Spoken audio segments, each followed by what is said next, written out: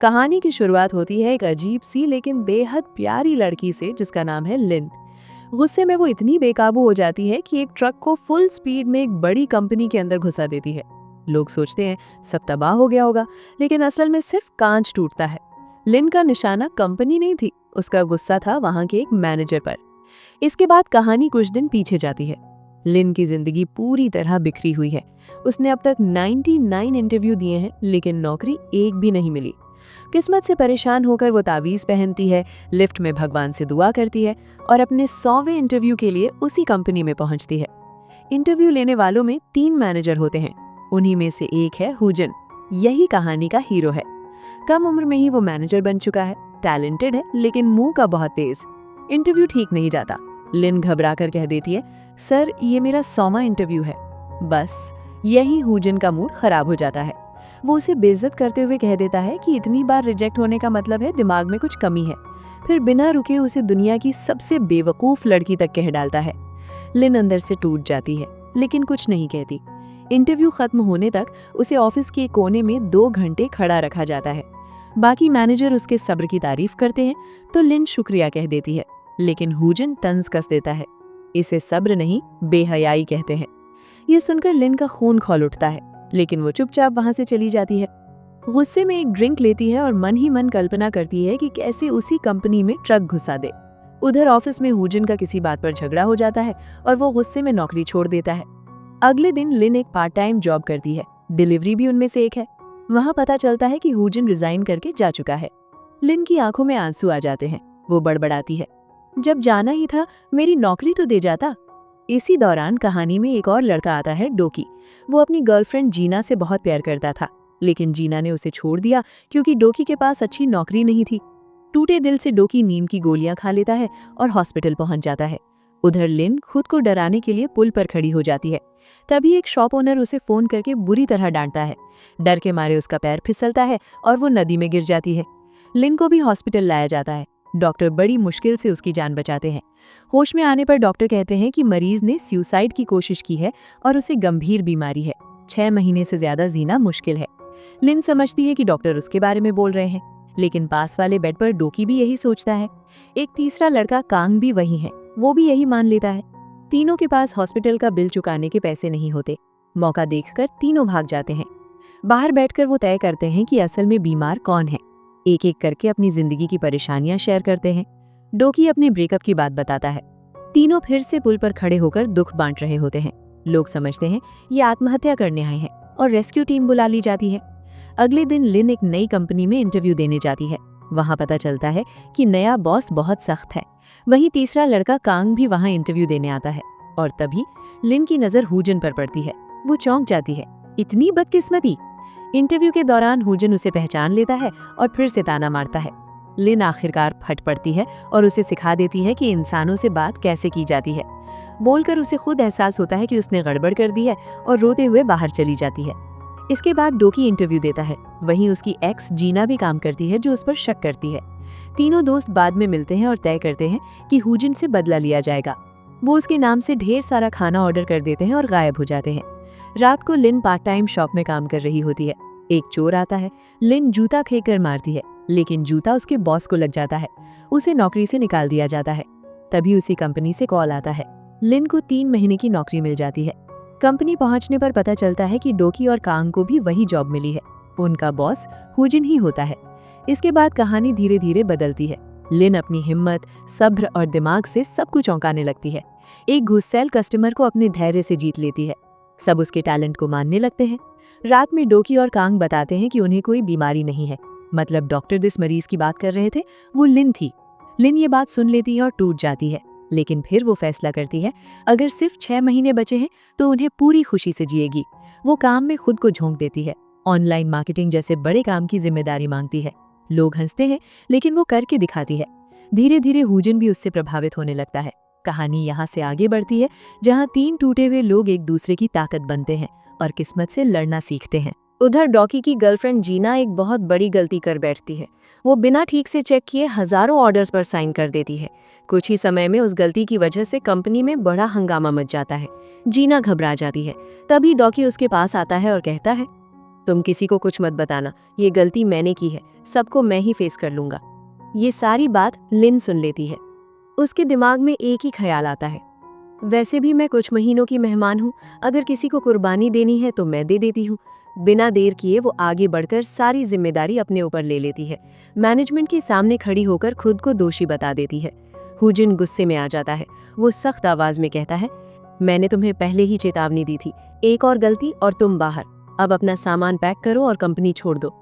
लिन बिना कुछ कहे सब समेटती है और वहां से चली जाती है। उसे लगता है जैसे उसकी जिंदगी का आखिरी दरवाजा भी बंद हो गया हो। रास्ते में वो एक गेमिंग मशीन देखती है। वहां खड़े होकर कीड़ों को मारने वाले गेम में वो हुजिन का चेहरा सोच सोच कर पूरी भड़ास निकालती है। हर वार के साथ उसका गुस्सा थोड़ा हल्का हो जाता है। इसके बाद वो फिर से पार्ट टाइम जॉब ढूंढने लगती है। काफी कोशिश के बाद उसे एक काम मिल जाता है, किसी के घर जाकर सफाई करने का। पहले दिन जब वो उस घर में पहुंचती है तो वहां कोई मौजूद नहीं होता। लिन पूरे दिल से घर साफ करती है। जाने से पहले वो घर के मालिक के लिए थोड़ा सा खाना भी बना देती है। यही एक बड़ा ट्विस्ट आता है, वो घर किसी और का नहीं बल्कि हुजिन का ही होता है। हुजिन को काम बहुत पसंद आता है और वो उसे वहीं फिक्स कर देता है। लिन भी ईमानदारी से काम करने लगती है। एक दिन काम खत्म करके निकलते वक्त जब वो पर्दा हटाती है तभी उसे एहसास होता है, मैं तो अपने दुश्मन के घर काम कर रही हूँ। डर के मारे वो जूता हाथ में लेकर भागने ही वाली होती है कि तभी हुजिन अंदर आ जाता है। घबराकर लिन अलमारी के पीछे छिप जाती है। हुजिन कपड़े बदलने लगता है, आराम से घर में घूमता है। अचानक उसे फोन की नोटिफिकेशन की आवाज सुनाई देती है। वो समझ जाता है घर में कोई है। डरते डरते वो हाथ में जो भी मिल सके उठा लेता है। उसके पैर कांप रहे होते हैं। तभी लिन बाहर आती है। हुजिन की हालत ऐसी हो जाती है जैसे जान निकल जाएगी। लिन कहती है, सर मैं सब समझा दूंगी, लेकिन प्लीज पहले ठीक से कपड़े पहन लीजिए। फिर वो सारी बात बता देती है। नौकरी जाने के बाद उसे काम ढूंढना पड़ा और आज ही पता चला कि ये घर उन्हीं का है। हुजिन हैरान होकर कहता है, पूरे शहर में काम करने के लिए तुम्हें मेरा ही घर मिला? तभी हुजिन ये भी साफ करता है कि उसे पता चल चुका है कि गलती जीना की थी, लिन की नहीं। वो पूछता है, फिर तुमने किसी और की गलती अपने ऊपर क्यों ली? और उस डॉक्टर लड़के को तुम कैसे जानती हो? कुछ देर बाद लिन वहां से बाहर निकलती है, लेकिन इस बार उसकी आंखों में आंसू नहीं, खुशी होती है, क्योंकि हुजिन ने उसे दोबारा ऑफिस की नौकरी पर वापस बुला लिया होता है। लिन को इतना खुश देखकर हुजिन भी अनजाने में मुस्कुरा देता है। अगले दिन डॉक्टर सियोल ऑफिस आता है। उसे देखकर हुजिन सोच में पड़ जाता है। ये वही लड़का है जिसे मैंने लिन के साथ हंसते हुए देखा था। हुजिन उससे पूछता है कि वो लिन को कैसे जानता है। सियोल जवाब देता है कि उनकी मुलाकात हॉस्पिटल में हुई थी। कुछ दिन बाद सब लोग ग्रुप फोटो के लिए खड़े होते हैं। हुजिन अचानक लिन को खींचकर अपने पास खड़ा कर लेता है। फोटो क्लिक होती है। बस में लौटते वक्त सीट नहीं मिलती तो लिन मजबूरी में हुजिन के बगल में बैठ जाती है। हुजिन आंखें बंद किए रहता है। लिन उसे उंगली से छू छू कर चेक करती है कि वो सो रहा है या नहीं, लेकिन हुजिन जाग रहा होता है। वो अचानक पूछ लेता है, तुम हॉस्पिटल में क्यों एडमिट थी? तभी सामने से एक गाड़ी आ जाती है और हल्का सा एक्सीडेंट हो जाता है। लिन के माथे पर हल्की चोट लगती है। हुजिन उसे तुरंत हॉस्पिटल ले जाता है और पट्टी करवाता है। वो कहता है, पूरा बॉडी चेकअप करवा लो। लिन डर जाती है। उसे लगता है अगर चेकअप हुआ तो सच सामने आ जाएगा। वो मौका देखकर वहां से भाग जाती है, लेकिन शहर लौटने के लिए उसके पास पैसे नहीं होते। हुजिन सब समझ जाता है। वो पहले उसे खाना खिलाता है। लिन जिस तरह खाती है साफ दिखता है कि वो बहुत दिनों से भूखी थी। खाते खाते वो अपनी जिंदगी की सारी परेशानियां शेयर करती है। कितने पार्ट टाइम जॉब किए, कितनी मुश्किलें झेली। वो बताती है कि पास के गांव में एक बहुत सुंदर फूलों का बगीचा है जिसे वो हमेशा देखना चाहती थी, लेकिन कभी वक्त नहीं मिला। हुजिन बिना कुछ कहे उसे वहां ले जाता है। वो बगीचा असल में हुजिन के परिवार का ही होता है। यही उसका गांव का घर भी होता है। फूलों के बीच घूमते हुए लिन को एहसास होता है कि हुजिन बाहर से जितना सख्त है, अंदर से उतना ही नरम है। वो सोचती है, मैं गलत थी। वो अमीर घराने की वजह से नहीं, बल्कि अपनी मेहनत से यहाँ तक पहुंचा है। घर में हुजिन के पिता मिलते हैं। वो बेहद प्यारे होते हैं। वो लिन से कहते हैं, मेरा बेटा आज तक किसी को घर नहीं लाया, तुम उसके लिए बहुत खास हो। शहर लौटते वक्त लिन कहती है कि वो अकेले चली जाएगी, लेकिन हुजिन उसे छोड़ने जाता है। वो खुद बिल्ली देखकर डर जाता है, फिर भी लिन को सुरक्षित महसूस करवाने की कोशिश करता है। घर के बाहर लिन उसे धन्यवाद देती है, उस सपने को पूरा करने के लिए जिसे उसने कभी जिया नहीं था। हुजिन घर जाकर बार बार लिन के बारे में सोचता है। उसे लगता है शायद वो उससे कब का दिल हार चुका है। उधर डॉकी टूट चुका होता है। वो देखता है कि जीना किसी और के साथ खुश है। वो फैसला करता है, मैं उसकी जिंदगी से दूर ही बेहतर हूँ। मैं उसके लिए कभी परफेक्ट नहीं था। अगले दिन हुजिन लाइब्रेरी में एक नई किताब देखता है। कवर पर लेखक का नाम पढ़ते ही वो रुक जाता है, डॉक्टर सियोल। जिज्ञासा में किताब खोलता है और कहानी पढ़ते पढ़ते उसका चेहरा बदलने लगता है। कहानी में लिखा होता है कि कभी 3 लोग अपनी जिंदगी खत्म करने की कोशिश कर चुके थे। एक ही हॉस्पिटल के पास वाले कमरों में भर्ती थे। आज वही 3 लोग अच्छे दोस्त बनकर एक ही कंपनी में काम कर रहे हैं। हुजिन समझ जाता है ये कहानी किसी कल्पना पर नहीं बल्कि लिन, डोकी और कांग की असली जिंदगी पर लिखी गई है। उसका दिल बेचैन हो जाता है। वो सीधे जाकर लिन के घर के नीचे खड़ा हो जाता है। जब लिन बाहर आती है, हुजिन बिना सोचे कह देता है, तुम उस दिन इंटरव्यू में रिजेक्ट होने के बाद अपनी जान लेने गई थी, है ना? ये सुनते ही लिन का चेहरा सफेद पड़ जाता है। वो वहीं बेहोश होकर गिर जाती है। हुजिन घबराकर उसे पकड़ने दौड़ता है, लेकिन तभी लिन की रूममेट वहां पहुंच जाती है। वो पूरा सीन गलत समझ लेती है। उसे लगता है लिन नशे में है और ये आदमी उसका फायदा उठाने की कोशिश कर रहा है।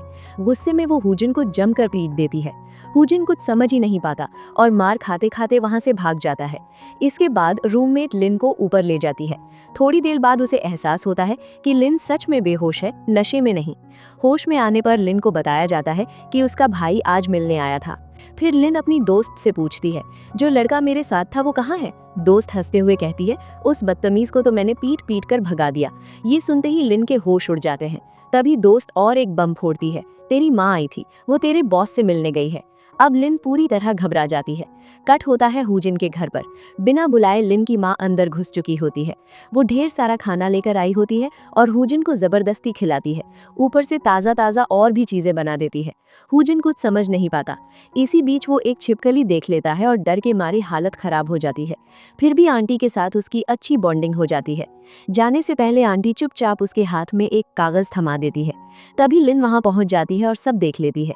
वो गुस्से में अपनी माँ को खींचकर घर ले आती है और कहती है, आपको क्या जरूरत थी मेरे बॉस के घर जाने की? आपने मेरी इज्जत मिट्टी में मिला दी। ये सुनकर उसकी माँ को बहुत चोट लगती है।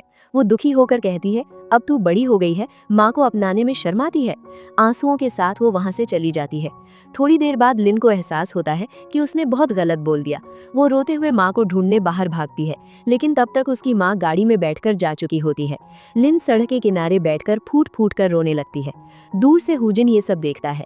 उसका दिल करता है जाकर लिन को गले लगाकर संभाल ले, लेकिन वो खुद को रोक लेता है। मेरी वजह से उसे और शर्मिंदगी होगी। अगले दिन ऑफिस में हुजिन लिन को अपने कैबिन में बुलाता है। वो जानता है कि लिन के पास बहुत पुराना फोन है, इसलिए वो उसे नया फोन देना चाहता है, लेकिन सीधे नहीं देता, झूठ बोलता है। ये मुझे लॉटरी में मिला था, मेरे पास फोन है, तुम रख लो। लिन मना करती है और कहती है, इससे अच्छा आप मुझे पैसे दे दीजिए, मेरी माँ कल आपको पैसे दे गई थी। हुजिन कहता है, आंटी ने पैसे नहीं दिए थे। जब लिन वो कागज खोलती है तो अंदर ताबीज निकलता है।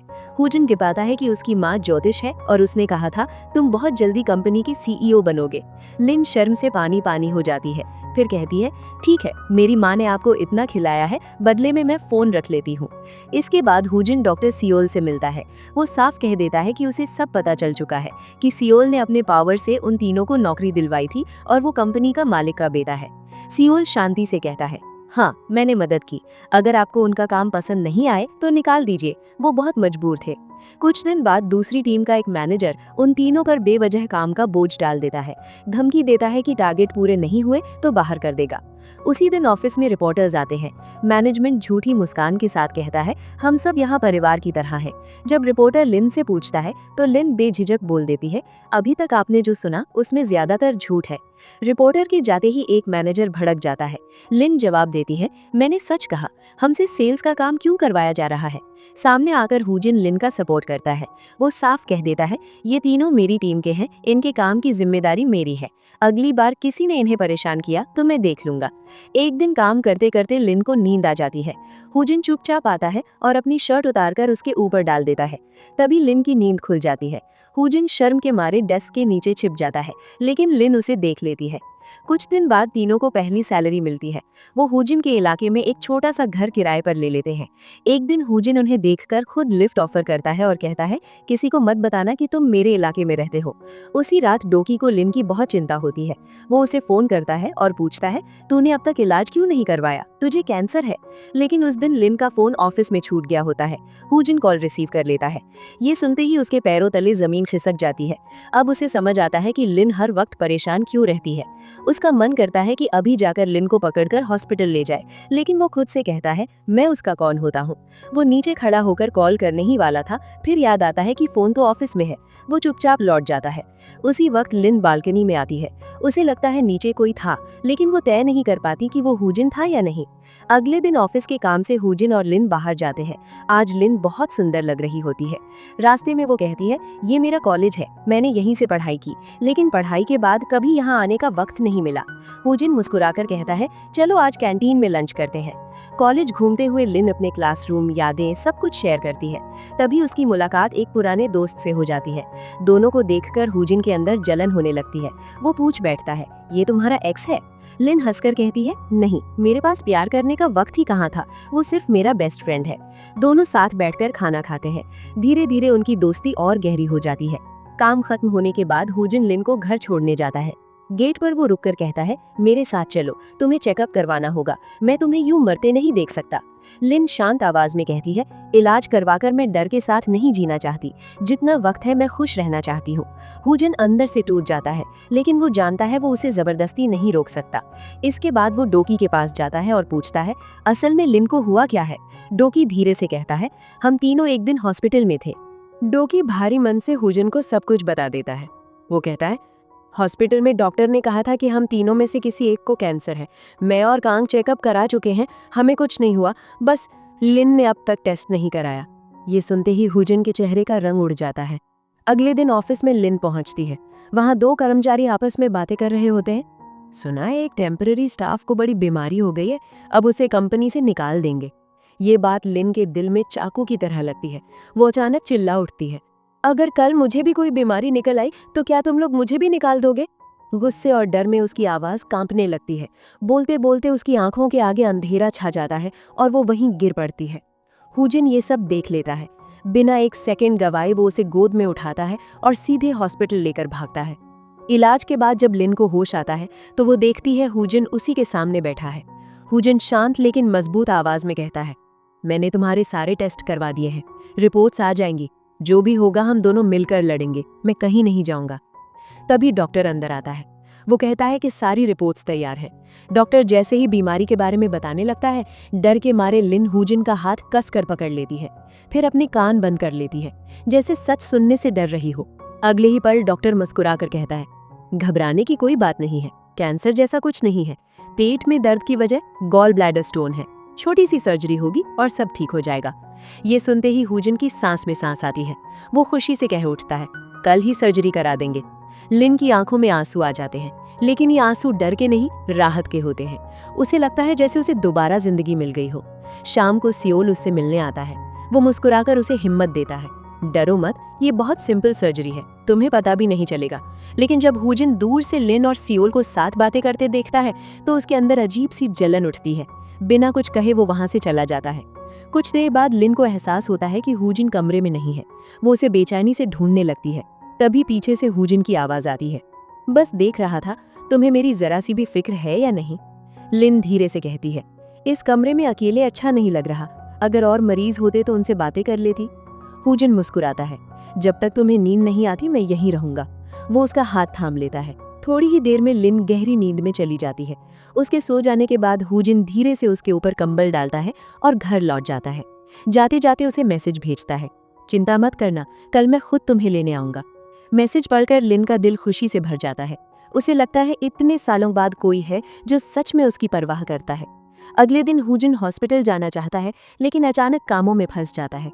वो लिन को कॉल करता है, लेकिन फोन सियोल उठाता है। वो बताता है कि ऑपरेशन चल रहा है। सर्जरी के बाद लिन बहुत देर तक इंतजार करती है, लेकिन हुजिन नहीं आता। कुछ समय बाद सियोल आता है और उसे घर छोड़ देता है। रास्ते में लिन कहती है, आप बहुत अच्छे इंसान हैं, बहुत सॉफ्ट। सियोल हल्की मुस्कान के साथ कहता है, हर इंसान के अंदर कुछ न कुछ अंधेरा भी होता है, हो सकता है एक दिन तुम मुझे नापसंद करने लगो। लिन हंसते हुए जवाब देती है, ऐसा कभी नहीं हो सकता। उस रात लिन को बेचैनी होती है। वो यूं ही टहलते टहलते हुजिन के घर के नीचे पहुंच जाती है। दूर से हुजिन उसे देख लेता है। वो चुपचाप उसका पीछा करता है, बस ये देखने के लिए कि वो सुरक्षित घर पहुंच गई या नहीं।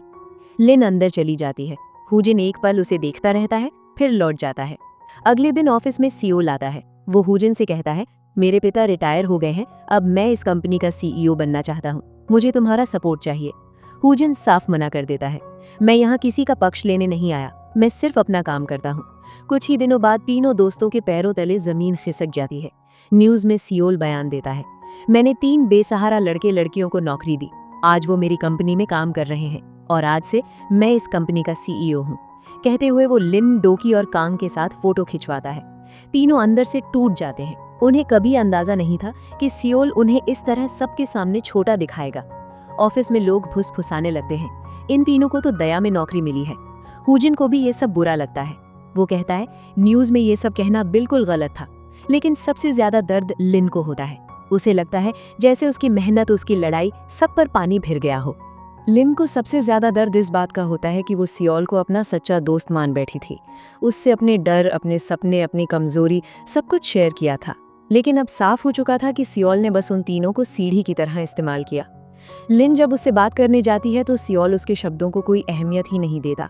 पूरी कंपनी में सिर्फ एक इंसान था जो अब भी उन तीनों के साथ खड़ा था, हुजिन। हुजिन मैनेजमेंट से साफ कह देता है, ये तीनों मेहनती है, इन्हें परमानेंट कर दीजिए। लेकिन वहां बैठा सीनियर मैनेजर, जो उम्र में भी बड़ा था, ठंडे लहजे में कह देता है, पुराने लोगों को निकालो और नए लोग रखो।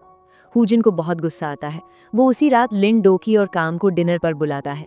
खाने के बीच उन्हें समझाता है, हाथ पर हाथ रखकर मत बैठो, जो तुम्हारा हक है उसके लिए खड़े होना सीखो।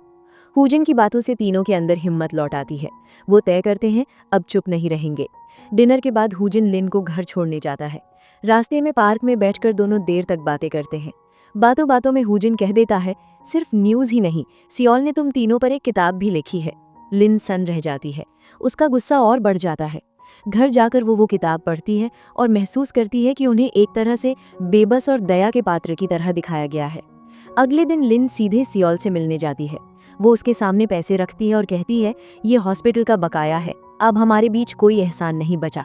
फिर शांत लेकिन सख्त आवाज में कहती है, और आज मैं पेशेंट प्राइवेसी तोड़ने की बात कर रही हूँ। सियोल हल्की मुस्कान के साथ कहता है, इससे तुम्हारा भी नुकसान होगा, चलो एक डील करते हैं, बताओ क्या चाहिए। लिन बिना हिचक कहती है, कंपनी में हमें बराबरी का हक चाहिए। 3 महीने बाद अगर हम टेस्ट पास करें तो हमें परमानेंट जॉब मिलनी चाहिए। सियोल मान जाता है। लिन खुशी खुशी बाहर निकलती है। ये सब उसे हुजिन में सिखाया था। वो दूर से हुजिन को दिल बनाकर थैंक यू करती है। हुजिन मुस्कुराकर चुपचाप उसे थम्स अप दे देता है। रात में लिन उसका शुक्रिया अदा करने के लिए उसके रूम में खाना भिजवा देती है। हुजिन समझ जाता है ये किसकी शरारत है। वो मैसेज करता है, थैंक्स, चिकन बहुत टेस्टी था। मैसेज पढ़कर लिन हंस पड़ती है।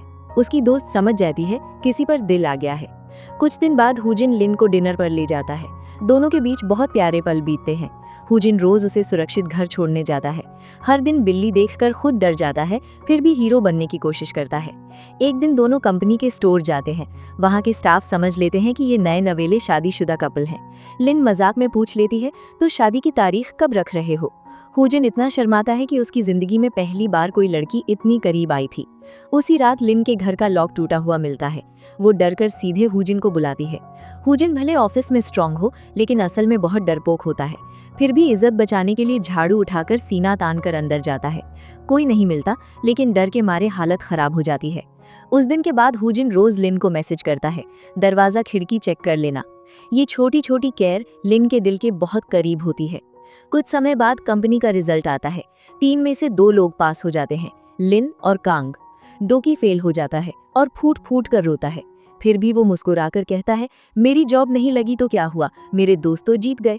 उस रात हुजिन लिन को एक गिफ्ट देता है, एक पेन। वो कहता है, अब तुम्हें बहुत जिम्मेदार फैसले लेने होंगे, साइन सोच समझ कर करना। कुछ दिन बाद लिन का भाई मिलने आता है। उसके पास रहने की जगह नहीं होती। हुजिन कहता है, उसे मेरे फ्लैट भेज दो। तीनों साथ डिनर करते हैं। लिन बताती है कि पिता की मौत के बाद भाई की पढ़ाई छूट गई थी।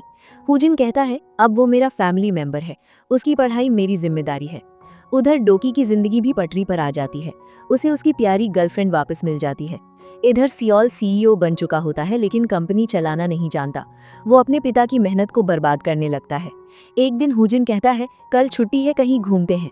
लिन खुशी से मान जाती है। खाना बनाती है, सुंदर कपड़े पहनती है। दोनों घूमते हैं, हंसते हैं। हुजिन साइकिल तेज चलाता है ताकि लिन उसे कसकर पकड़ ले। अगले दिन हुजिन को पता चलता है कि सियोल कई कर्मचारियों को निकालने वाला है।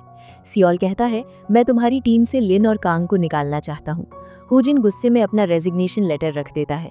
वो साफ कह देता है, तुम इस कंपनी के लायक नहीं हो। शाम को चलते हुए हुजिन अचानक लिन का हाथ पकड़ लेता है।